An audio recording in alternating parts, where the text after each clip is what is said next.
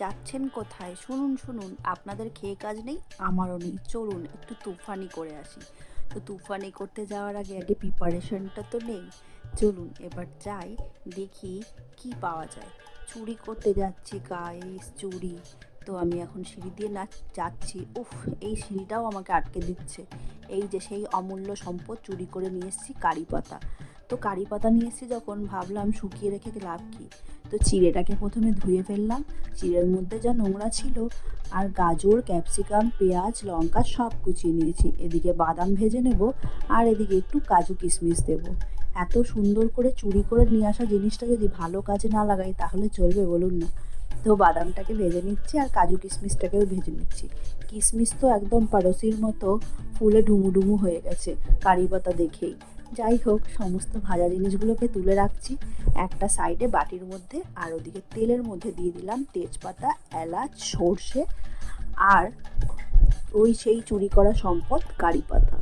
আর তার মধ্যে দিয়ে দিলাম পেঁয়াজ কুচি, একদম কুচি কুচি করে রাখা পেঁয়াজ, যাতে চোখে না পড়ে, মুখে পড়ুক তাতে অসুবিধা নেই। তো একটু ভাজা ভাজা করে নিয়ে গাজর আর কাঁচা লঙ্কাটাকে দিয়ে আবার একটু নাড়াচাড়া করে নিচ্ছি।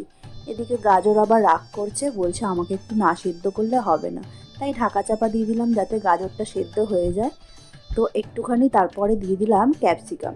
ক্যাপসিকামটাকে তো বেশি ভাজার দরকার নেই, তার আবার আমার মতোই বেশি একটা রাগ অভিমান হয় না। তো যাই হোক, এবার একটুখানি সল্ট দিয়ে তার মধ্যে ভিজিয়ে রাখা চিড়াটা দিয়ে দিলাম। আর এবার নাড়াচাড়া করব। চিড়ে কিন্তু বেশি ভেজাতে যাবেন না, তাহলে কিন্তু সে একদম গাল ফুলিয়ে বসে থাকবে। তারপরে দিয়ে দিচ্ছি সামান্য একটু চিনি, আর এরপরে ভালো করে নাড়াচাড়া দিয়ে দিচ্ছি। আর চিনিটা দিয়েছি ওই ছোট্ট চামচে করে। এরপর নাড়াচাড়া দিয়ে সমস্তটা হয়ে গেছে আমার এদিকে। এরপরে দিয়ে দিলাম সামান্য একটুখানি ঘি। ঘি না দিলে তো আবার ফ্লেভার ওঠে না। এত সুন্দর রান্না করছি, আর একটু ঘি না দিলে হয় বলুন? এই সামান্য করে, আমি পুরো রান্নাটা সাদা তেলে করেছি। ঘিটা কিন্তু লাস্টে দিলাম। আর ঘিয়ের ফ্লেভার আনার জন্য ঢাকা দিয়ে দিলাম। এরপরে তো এত সুন্দর টেম্পটিং দেখতে লাগছে কাচের ঢাকনার ওপর থেকে, যেন সৌন্দর্য ঝরে ঝরে পড়ছে। যাই হোক, লাস্টে সমস্ত ভাজা কিশমিশ সব দিয়ে দিয়েছি। আর কিশমিশ একদম চুপসে গেছে। আর এখন পালা টেস্ট করার। টেস্ট করার পরে তো এত সুন্দর লাগছে খেতে, আমি তো একটু গন্ধও শুকে নিচ্ছি আর খেয়েও নিচ্ছি। তো এই যে চিড়ের পোলাও তৈরি হয়ে গেছে, দেখতে এতটা অসাধারণ লাগছে।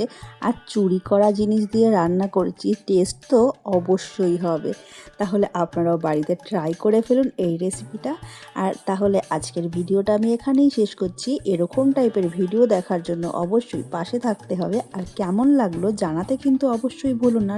Tata, bye bye, love you all.